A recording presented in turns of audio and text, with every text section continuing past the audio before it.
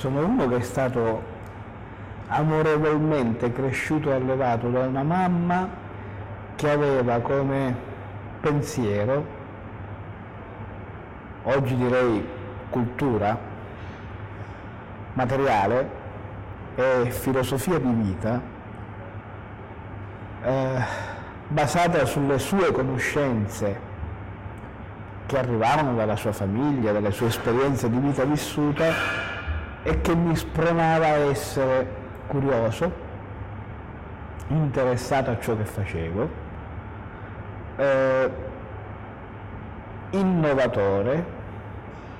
perché il problema di una mamma che ha una famiglia che cucina 2 volte al giorno per la famiglia era quella di offrirti sempre qualcosa di appetitoso, gustoso, sano, equilibrato e diverso. E quindi mi spronava a pensare quella stessa cosa, quella stessa pietanza, ma con un ingrediente diverso, in una stagione diversa,